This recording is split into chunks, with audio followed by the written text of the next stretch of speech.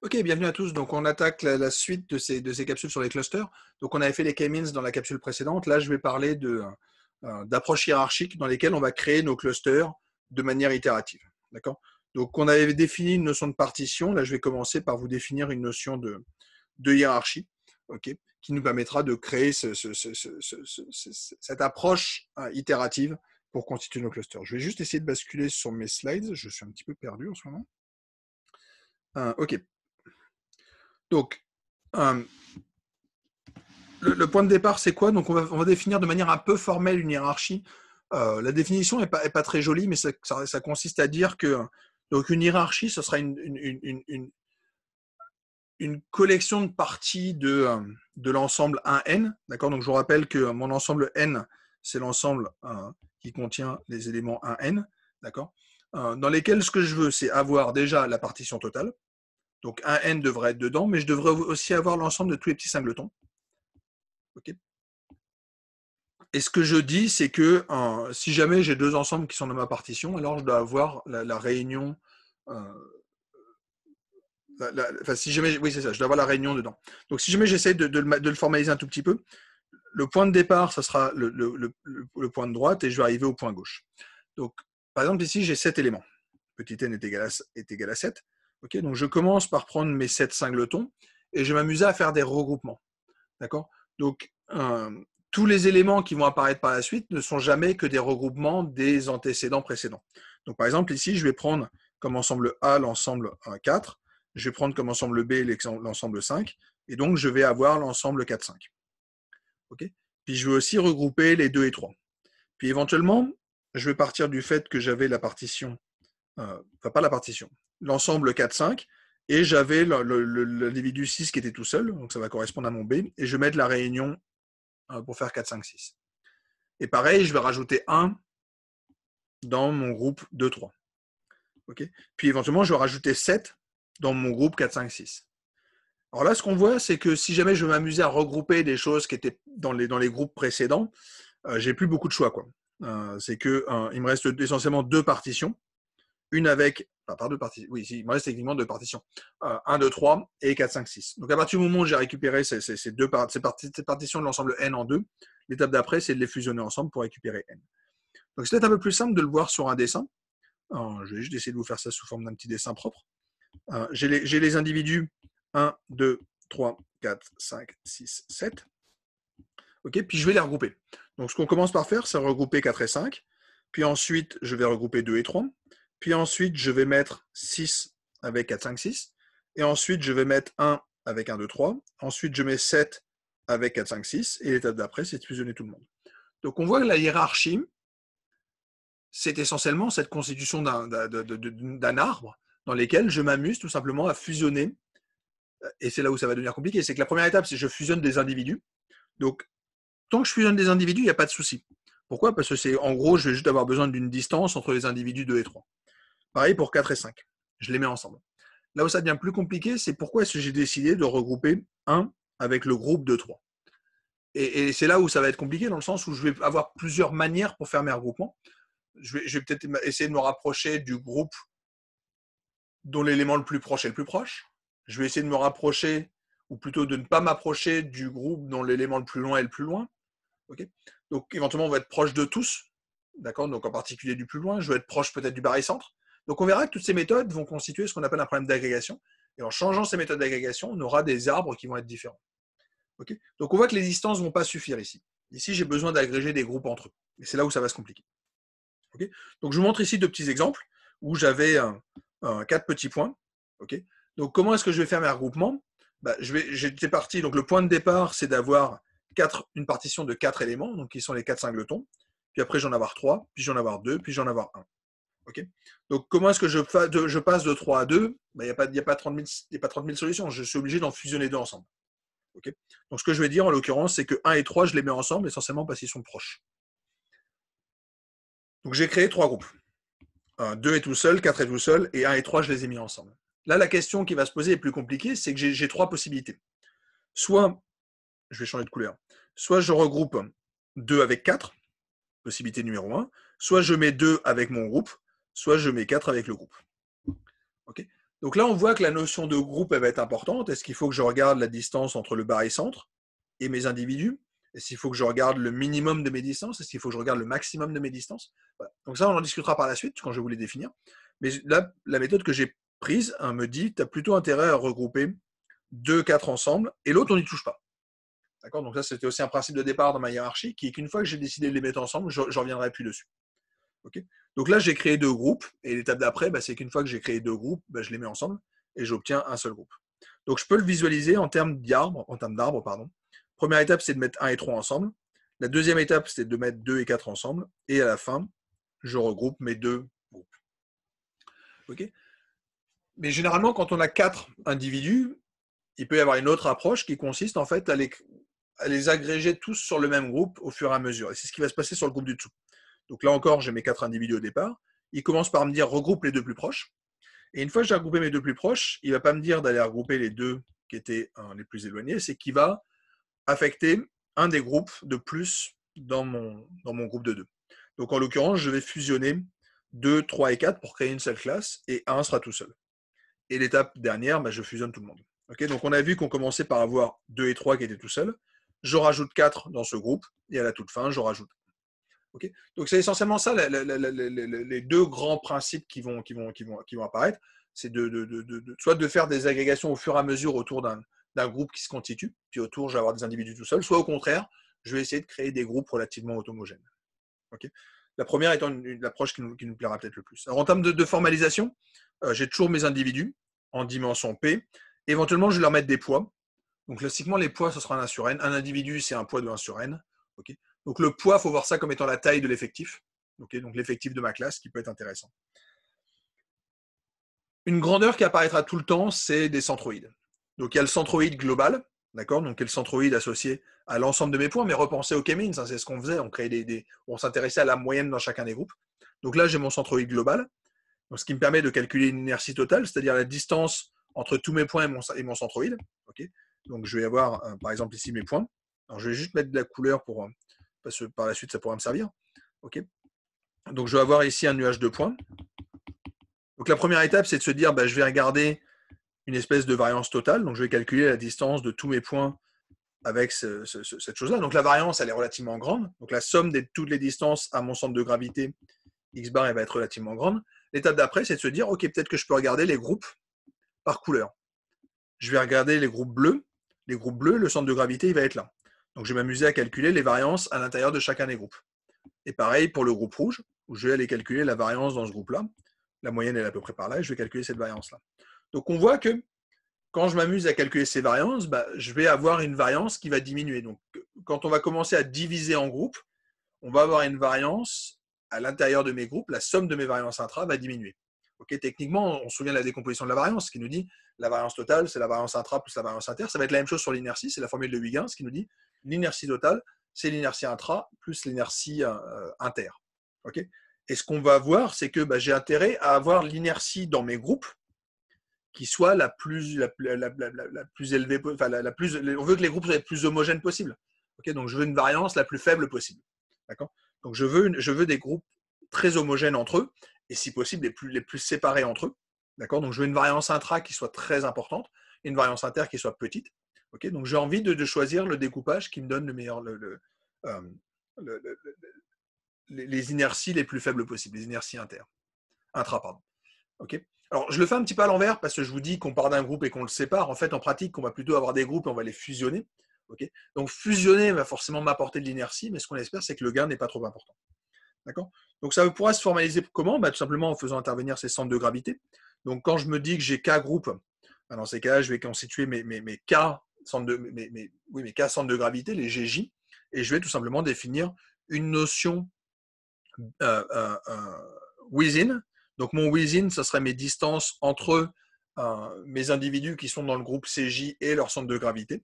Okay, donc ça me donne mon inertie dans le groupe CJ et je vais tout simplement sommer en tenant compte du poids. Donc le poids, encore une fois, ça va être la taille de mon échantillon. Okay, donc on a notre inertie à l'intérieur d'un groupe. On a l'inertie entre les groupes, qui est tout simplement l'inertie, la variance entre mes moyennes. Okay, donc je vous renvoie à d'autres cours qu'il y a dans le programme, en particulier de crédibilité, où on voit très bien apparaître cette séparation de la variance intra, variance inter. Okay, donc, la formule de Huygens nous dit la même chose que la décomposition de la variance. Elle nous dit que la variance totale va se décomposer en de l'intra et de l'inter. Et je vais donc l'inertie totale, elle est constante. Donc, je vais soit en minimiser, si dès que j'en minimise un, je vais maximiser l'autre. Okay, donc, nous, ce qu'on va vouloir, c'est minimiser cette variance à l'intérieur de chacun des groupes. Donc, on veut que la somme de toutes ces variances intra soit la plus faible possible. Okay, donc, c'est ça qu'on va essayer de gagner à chaque fois. Donc, on sera bon à partir du moment où on a une faible inertie à l'intérieur des groupes. Pardon. Une faible variance à l'intérieur des groupes, donc une inertie importante. Non, c'est à l'intérieur des groupes. Une faible inertie à l'intérieur des groupes. Désolé. Donc, c'est toujours un groupe homogène. Homogène, c'est une faible variance. Okay, donc, j'ai une faible inertie dans mon groupe. D'accord. Donc, je veux minimiser cette inertie à l'intérieur de mes groupes. Okay, donc, je peux m'intéresser à un petit ratio qui sera la proportion d'inertie qu'on explique. Okay, donc, je vais regarder ce qui se passe en within. D'accord. Donc, 1 moins l'inertie within dans mes groupes divisé par l'inertie totale. Okay, donc, ça augmente forcément quand le nombre de groupes augmente. Donc, nous, on va faire le contraire. On essaie de diminuer la taille de mes groupes. Donc, c'est forcément une valeur que je diminue. Okay, mais on va essayer de voir un petit peu comment est-ce qu'elle évolue. Donc, en fait, ce qui va se passer je ne sais pas si vous vous souvenez de mon graphe que je faisais à l'instant de mes regroupements de partitions. En fait, ce que je mettrai en ordonnée, on va plutôt le tracer verticalement, ça va être le gain d'inertie qu'on va avoir. Et donc, quand on aura des très grandes tiges, ça veut dire que regrouper, ça nous coûte très très cher. Voilà. C'est ce genre de choses qu'on va garder en mémoire. Je vais juste vous présenter deux petites parties. Enfin, encore une fois, je vous ai dit, ce qui va être important, c'est les méthodes d'agrégation. C'est comment est-ce que je rattache un individu à un groupe. Okay, donc, je vais vous présenter deux méthodes que je n'ai pas encore définies, la méthode complète et la méthode single. Et on va essayer de voir juste ce que ça donne en termes visuels. Donc, ici, j'avais 7 individus et je m'amuse à faire des regroupements. Donc, la première étape, c'est de regrouper 6 et 4. Donc, mon 6 et 4, on le voit, ils vont toujours être regroupés. Donc, ça, c'est un point important dans ces histoires de partition. Une fois que j'ai fait un regroupement, on n'a pas le droit de casser une partition. Enfin, on n'a pas le droit de casser un groupe. Okay, une fois que j'ai décidé que j'allais regrouper un 6 et 4, je peux en regrouper l'autre. Donc, il va aller regarder, est-ce que j'ai intérêt à regrouper deux individus ensemble ou est-ce que j'ai intérêt à affecter un point à ces deux individus qui étaient tout seuls. Donc, on voit que, par exemple, 2 et 3 sont relativement proches, donc il va décider de les mettre ensemble. Et ils seront ensemble pour toujours. Okay, donc, ça, c'est l'étape numéro 2. Donc, j'ai créé mes deux groupes. On va se poser la question de qu'est-ce qui se passe si jamais je dois créer uniquement 3 groupes. Donc, il va falloir que je décide, est-ce que je fusionne les deux, mon vert et mon jaune, ou est-ce que j'affecte un individu à un des deux groupes. Okay, en l'occurrence, il nous dit qu'on a intérêt à mettre un avec ce groupe-là. Okay, et ça encore, on va pas en bouger. Et après, la dernière étape, donc ici, il me reste 3 groupes. 1, 2, 3. Okay, l'étape d'après, c'est d'en constituer 2. Donc la grande question, c'est comment est-ce que j'affecte? Est-ce que je mets mon individu tout seul avec mon vert? Est-ce que je le mets avec mon jaune? Ou est-ce que je fusionne le jaune et le bleu? Okay, en l'occurrence, il nous dit qu'on a intérêt à rattacher l'individu, le petit individu 5, on va plutôt le rattacher au groupe jaune. Et donc là, je récupère 2 groupes, qui sont ces 2 groupes-là. Et l'étape d'après, on la connaît, c'est de fusionner ces deux-là. Okay, donc on voit arriver cette constitution des hiérarchies. Donc ça, c'est ce que nous donne la méthode complete, que je n'ai pas encore décrite. Je vais juste vous montrer les mêmes données, mais en changeant la méthode d'agrégation. La petite subtilité, elle va se trouver sur la dernière étape. Donc, j'ai encore mes 3 groupes.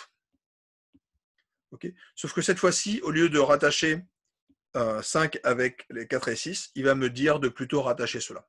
Donc, on le voit sur le graphique en haut à gauche, où on va commencer par mettre des... Alors déjà, on a ces 4 et 6 qu'on va mettre ensemble, mais une fois que ces deux groupes-là est constitué, bah, c'est plutôt, je vais rajouter des choses dans ce groupe. Okay, contrairement au cas précédent, où on avait constitué des groupes qui vont grossir tranquillement. D'accord. Donc, on a des groupes, au final, quand je coupe pour avoir... Alors, couper, ça va se voir ici. Quand j'essaie de couper, je vais récupérer donc, mes 2 branches qui vont me donner mes ensembles de feuilles. Et on voit que mes groupes sont de même taille. J'ai dans chacun 3 individus. Okay, quand je fais mon découpage sur ce graphique-là, okay, j'ai des choses un tout petit peu différentes dans le sens où quand je coupe à 2, cette fois-ci, j'ai un groupe de 4 et un groupe de 2. D'accord. Donc, le découpage en classe va se faire tout simplement en coupant dans l'arbre, en coupant les branches qui vont dépasser. D'accord. Donc, si je mets, là, je vais avoir 2 groupes. Si je mets, j'en voulais 3, je devrais couper là. Et j'aurai 1, 2, 3. Donc, qui sont mes 3 groupes que j'observe ici, etc. Okay, donc c'est ça dont on va parler maintenant, c'est l'histoire de méthode d'agrégation. Donc on a plusieurs algorithmes qui vont apparaître. Okay, donc c'est les algorithmes en gros de regroupement. D'accord.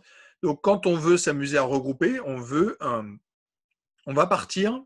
Donc le point de départ, c'est d'avoir le plus grand nombre possible de clusters, c'est-à-dire idéalement, on va mettre que des individus. Donc si jamais j'ai 100 personnes, je vais me créer 100 groupes, okay, qui vont tous être différents. À chaque étape, je fusionne les deux groupes les plus semblables. Okay, donc c'est là qu'on va parler de la notion de similarité. Okay, donc on va faire intervenir, c'est l'inverse des notions de distance. Quoi. Je vais plutôt regrouper ceux dont la distance est la plus faible, d'accord. Donc ceux qui ont la vraisemblance la plus grande, la similarité la plus grande, okay. Et je fusionne des groupes. Et une fois que ça est fusionné, ça va être toujours la même chose dans les méthodes d'arbre. Une fois que j'ai décidé de fusionner, je ne reviens pas en arrière. Okay, donc ça va être le point de départ. Et au fur et à mesure, j'avance et je regroupe progressivement. D'accord. Donc, si j'ai besoin de regrouper une base de départ qui avait n individus, ça va me prendre approximativement n étapes pour arriver progressivement à tout mettre tout le monde ensemble. En fait. D'accord. La seule chose, c'est que si jamais j'ai envie de garder k classes, dans ces cas-là, on va revenir en arrière. Donc, on va regarder ce qu'on appelle le dendrogramme.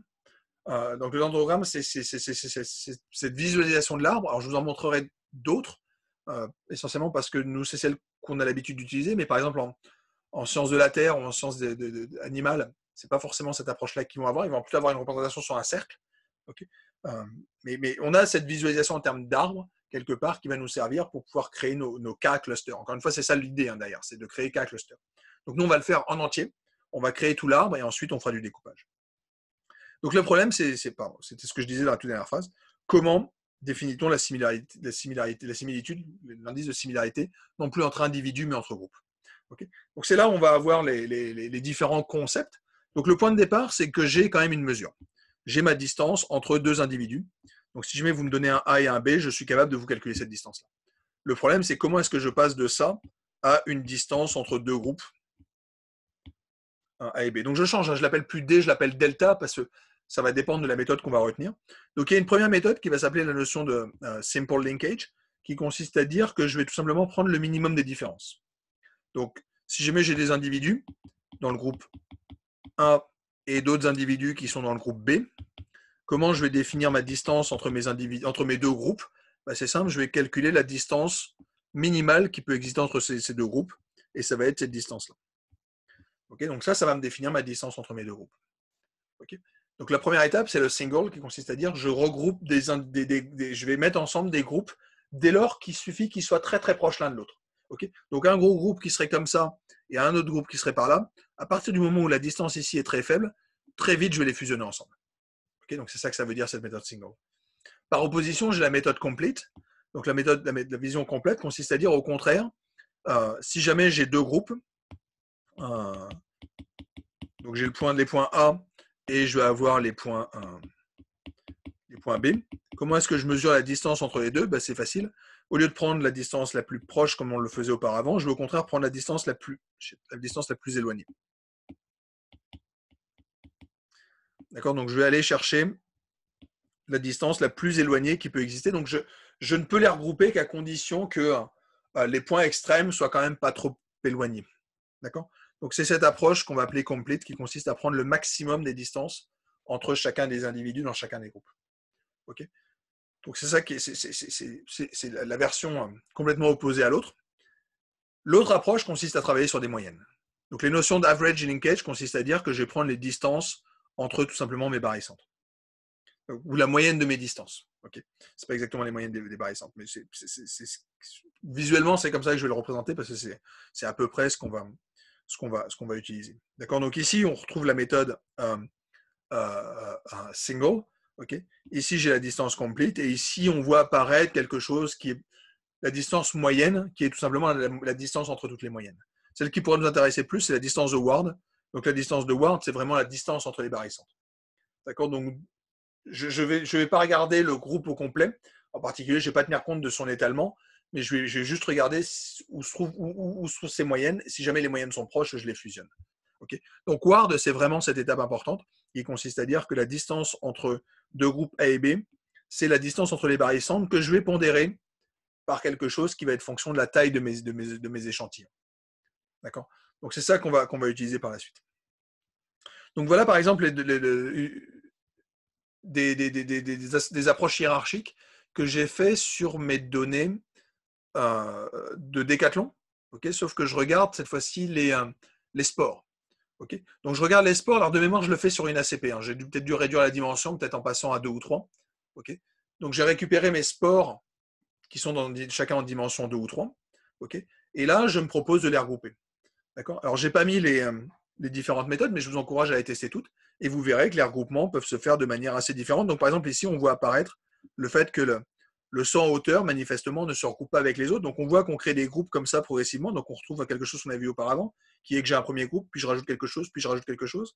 Ici, j'ai un groupe, je rajoute, je rajoute, je rajoute. À la fin, je crée une séparation en 2 groupes qui est assez particulière, où j'ai un individu qui est tout seul et 9 autres sports qui sont ensemble.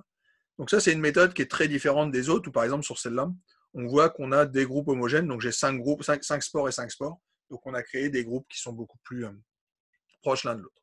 Okay, donc ça, c'est les méthodes ascendantes de constitution d'arbres sur lesquelles on va pouvoir revenir.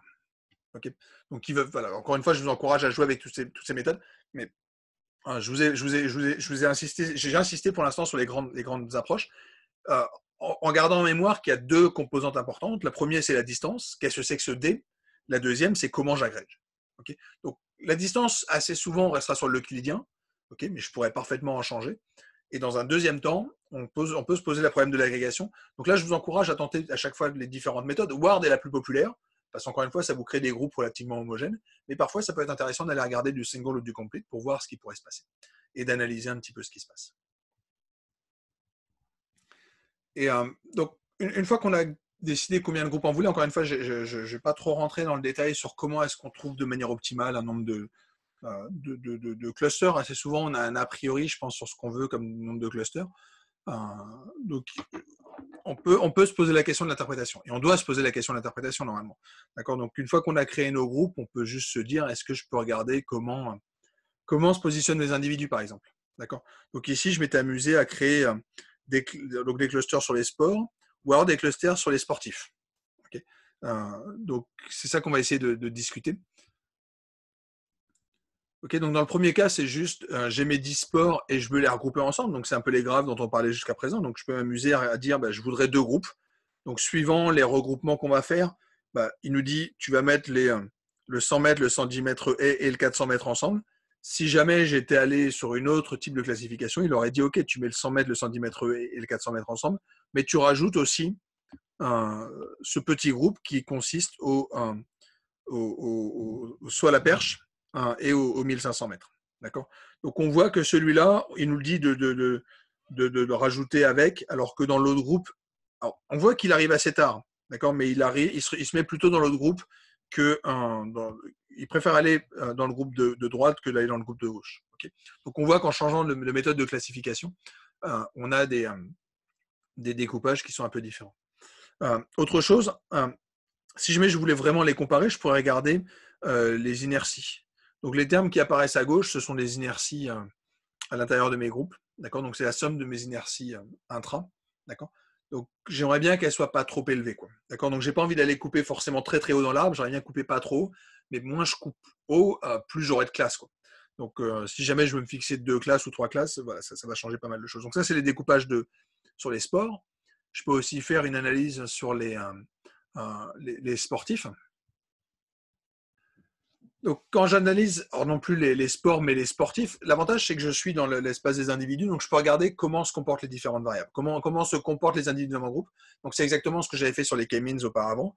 Okay, donc, je peux créer 3 groupes de sportifs, par exemple, et on peut voir, par exemple, que dans le groupe 1, j'ai les gens qui font des scores particulièrement élevés au saut en hauteur, au saut en longueur, au lancer de disque. Okay, alors que le groupe 3, on est plutôt sur des choses un peu différentes, où on est sur des gens qui vont courir alors, toujours avec l'interprétation un peu bizarre, des temps qui sont très élevés. Donc, c'est des gens qui ne sont pas très forts manifestement en course.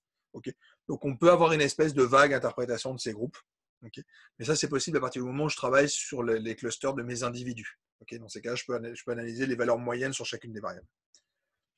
Je vous ai fait la méthode de Ward sur Une base de données, je ne sais plus si je l'avais déjà mentionné. Je pense que je l'avais mentionné dans mes tout premiers slides de rappel où je vous présentais des données. J'avais présenté des données aux États-Unis où on avait les 50 États, puis on avait 4 variables.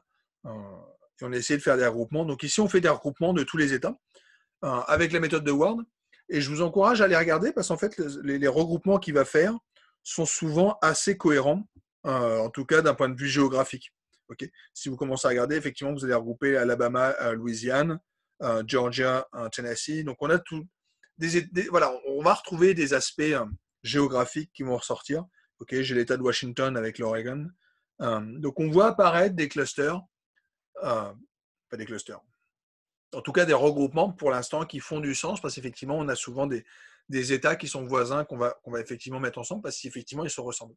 Okay.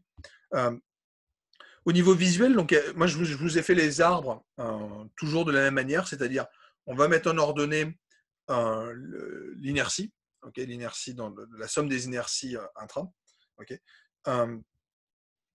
On peut le mettre comme à droite, d'accord. Donc on va mettre notre arbre plutôt en horizontal, d'accord. Donc ici par exemple j'ai fait un découpage en 4 classes, d'accord. Donc les 4 classes c'est obtenu en faisant un découpage là. Donc je regarde ce qui se passe aux antécédents de chacune des branches, ok. Et je mets des couleurs différentes sur chacun des groupes, d'accord. Donc ça c'est une autre manière de visualiser. Donc si jamais vous êtes plutôt sur un texte dans un format vertical, ça peut être intéressant d'avoir cette visualisation là.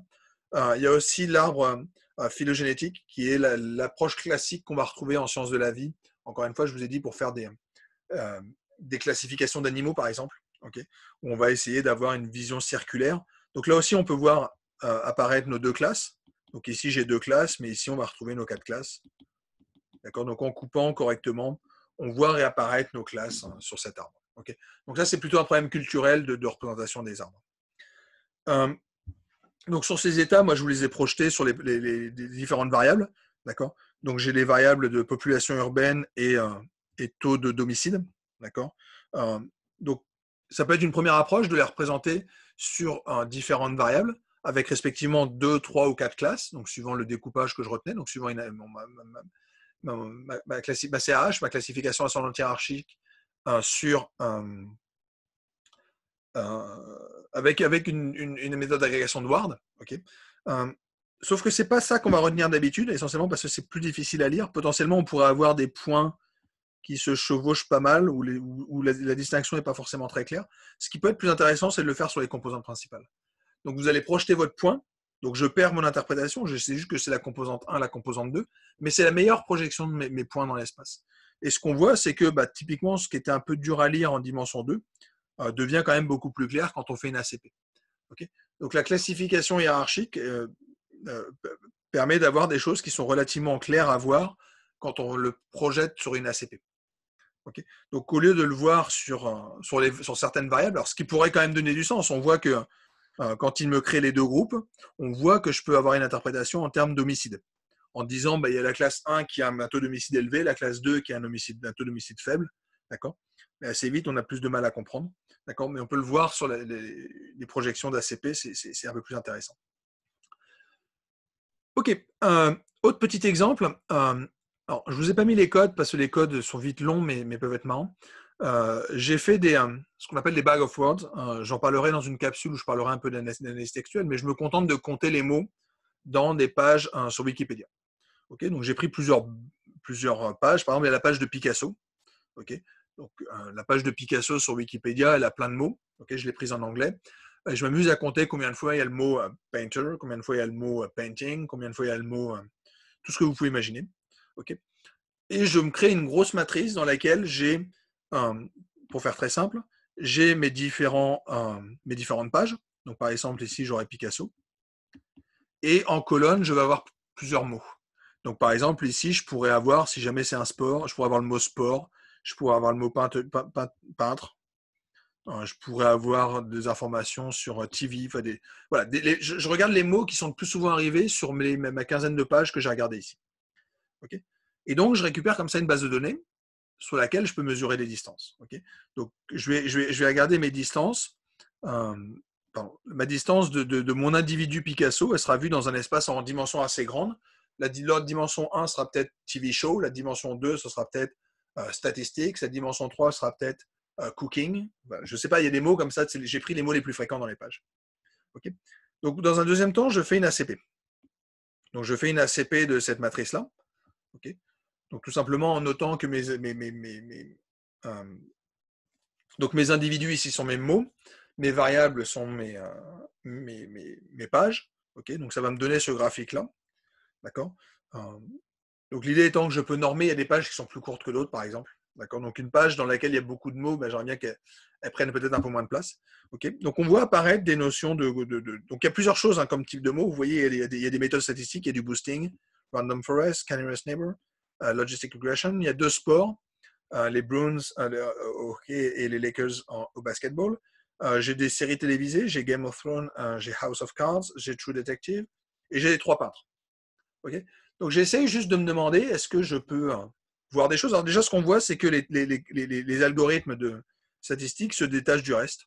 Okay. Donc, manifestement, dans les mots utilisés dans la page, on est sur des choses très, très, très différentes. Mais ce qui est plus intéressant, c'est de regarder les dendrogrammes dans lesquels je vais faire des regroupements. Et en fait, les regroupements qu'il me fait, alors les premiers regroupements qu'il va me faire, on va retrouver Picasso et Matisse, qui sont 2 peintres, que je vais regrouper ensuite avec Jackson Pollock. Si jamais je regarde à droite, il va me dire que House of Cards et True Detective se ressemblent aussi, voire ressemblent aussi à Game of Thrones, okay, et que je pourrais finalement les mettre ensemble. On voit apparaître un autre regroupement avec les Bruins et avec les Lakers, qui sont manifestement du même ordre. D'accord. Et après, je vais retrouver une espèce de truc un peu regroupant, qui sont des méthodes d'apprentissage et de statistique. D'accord. Donc, on voit que ces méthodes, elles ont du sens. Okay. Je peux m'amuser à faire des regroupements de textes. D'accord. Donc, ça, c'est une méthode assez classique pour voir si jamais j'arrive à repérer des textes d'un même auteur, par exemple. Donc, je peux lui mettre plusieurs livres d'un auteur, plusieurs livres d'un autre auteur, et je me demande est-ce qu'ils les fusionnent ensemble parce que les auteurs ont des vocabulaires qui sont proches d'un livre sur l'autre. Okay. Je vous ai fait aussi un petit exemple avec des données. Je suis désolé, je ne vous mets pas tous les codes. Encore une fois, si vous les voulez, je peux vous donner au moins l'accès aux bases de données, puis après, vous pouvez rejouer avec. C'est les données de température, sauf que je ne suis pas sur les données en Europe, je suis sur des données en France. Okay. Donc, je m'étais amusé. Donc, ici, je vous ai mis non pas les séries de température, mais les box plots pour chacun des mois. Okay. Pour plusieurs villes qui sont en France. Donc, vous avez le graphique à droite qui vous montre les différentes villes. Okay. Et je m'amuse à créer 3 classes. Okay. Donc, il y a 3 classes qui vont être constituées comme ça. Donc, premièrement, je fais une ACP. Okay. Une fois que j'ai fait mon ACP, je vais regarder les distances sur les deux premières composantes. D'accord. Et donc, on arrive à ces regroupements qui sont indiqués ici. Donc, petite chose assez marrante. Donc, si jamais j'essaie de créer 3 classes, pardon, je vais couper par ici. D'accord. Donc, si je coupe par ici, qu'est-ce que j'obtiens? J'obtiens un premier nœud ici avec 3 villes. OK. J'obtiens un nœud ici avec 5 ou 6 villes et ici un nœud avec 5 villes. Et en fait, si jamais je regarde à quoi correspondent mes villes, mon premier nœud, c'était les villes qui étaient par ici. Donc, ce qu'on observe directement d'ailleurs avec des belles ellipses à droite. Okay. Le groupe le plus gros, c'est celui qui se trouve à droite. Okay. Donc, on va retrouver des climats qui sont plus continentaux et on va retrouver des villes dans le sud, okay, donc qui sont les dernières qui apparaissent ici. Okay, donc on peut visualiser nos clusters, okay, de nos villes. Donc là, ici, je vous les ai mis en latitude et longitude. Donc on voit les clusters, ils ont du sens d'un point de vue géographique. Okay, on voit qu'on fait des regroupements qui sont des regroupements purement statistiques, encore une fois, mais qui finissent par nous donner des graphiques qui peuvent avoir du sens d'un point de vue géographique. Okay, les clusters qu'ils me créent, moi, je peux les interpréter parce qu'effectivement, on va retrouver les villes qui sont sur la côte, donc plutôt sur la côte atlantique. On va retrouver les villes qui sont éloignées de la côte et plutôt vers l'intérieur, et on va retrouver les villes du sud. Donc on retrouve des classifications qui peuvent avoir plein de sens, et je pourrais regarder ce qui se passait si j'avais 5 groupes, ce genre de choses. Okay. Donc c'est effectivement assez classique de faire des regroupements, et je termine avec un dernier, parce que c'était une question qui était récurrente dans le cours de modèle de régression, qui est comment je fais des regroupements quand j'ai des facteurs. Vous vous souvenez tous de ces exemples où on avait des variables avec plein de facteurs. Donc en particulier, j'utilisais toujours la même base, qui était cette base apartments à Dalex. Okay. Donc dans Dalex, on avait cette base où on avait des appartements en Pologne et on avait une variable qui était une variable de district. Sauf que le district, on le savait, ça ne nous apprenait pas grand-chose. Et donc à la main, je vous montrais, on peut regrouper pas mal de modalités ensemble. Et au final, il y avait 3 modalités qui ressortaient vraiment. Et en fait, on a une fonction qui permet de le faire sous R, qui est cette fonction merge factor. qui est dans les librairies FactoMerger, qui permet directement de faire ça. D'accord. Donc, ce que je veux expliquer, c'est en fonction du prix au mètre carré, parce qu'encore une fois, c'est un modèle prédictif. J'ai envie de regrouper les modalités appartenant au district. Okay. Dans ces cas-là, il va me créer en fait ce graphique, donc qui est le Factor Merger Tree, qui est tout simplement en fait une classif. Il va me dire que j'ai intérêt à faire des regroupements. Donc on voit les regroupements apparaître. Ils me disent de regrouper ces 6 districts ensemble. Alors moi, ce que je disais classiquement, c'est que les 3 qui étaient là, on les regroupait toujours ensemble. Parce qu'en fait, quand on regarde les valeurs moyennes, effectivement, on est relativement proche. Et on avait un groupe qui était tout seul. Lui nous dit éventuellement, je peux séparer. Donc lui nous encouragera à les séparer. Quand on faisait les tests de Fisher, on voyait qu'on avait plutôt intérêt à les fusionner. Okay. Mais on a un outil qui est basé sur cette analyse hiérarchique des clusters qui permet de faire des regroupements de classes qui peut avoir du sens. Okay. Donc ces histoires de clusters, on peut les retrouver absolument partout. Okay. L'idée étant que c'est du non supervisé. Je pars de données, j'ai envie de les mettre dans des classes et je ne sais pas du tout comment faire. D'accord. Donc je me contente de voir comment ça se ressemble. Donc en l'occurrence ici, c'est juste comment est-ce que les prix sont homogènes dans chacune des régions. Donc en gros, ce qu'il utilise, c'est ce que nous aussi on utilisait, c'est-à-dire les prix moyens dans chacune des régions. Nous, on faisait un test de Fisher derrière, mais c'est un peu la même idée qui va se cacher derrière. Encore une fois, pourquoi? Parce que Fisher, c'est de l'analyse de la variance. Nous, quand on fait des arbres, c'est des notions de variance intra, variance inter. Donc on est exactement dans la NOVA. D'accord. Donc ça a pas mal de sens finalement de faire ces regroupements en clusters avec des arbres. En plus, ça permet d'avoir un outil visuel qui nous dit, et là on le voit très clairement, on voit les pertes d'inertie, on voit que regrouper les 3 éléments ensemble ici, ça ne nous coûte pas grand-chose par rapport à tout d'un coup regrouper avec le 4e, où tout d'un coup j'ai une perte qui est complètement énorme. D'accord. Donc je me retrouve à avoir quelque chose de beaucoup plus hétérogène quand je regroupe ensemble, alors que quand je regroupais les 3, c'était relativement homogène. Ok. Donc voilà un peu ce que j'avais à vous dire sur les notions de cluster. Encore une fois, il y en aura partout. On s'amusera à en faire. Visuellement, c'est un outil très très très utile. Je l'avais déjà utilisé plusieurs fois sans vraiment en parler dans mes ACP pour vous montrer les groupes, pour montrer des notions de groupes, si possible un petit peu homogènes. Okay. Donc c'est des problèmes de cluster avec ces 2 méthodes, les K-means et les approches hiérarchiques. Je vais m'arrêter là. Je mets une toute dernière capsule sur un sujet un tout petit peu différent qui est une notion de valeur manquante et d'imputation. Et je pense qu'on aura fini ensuite sur les modèles non supervisés. Ok, on s'arrête là et à très bientôt.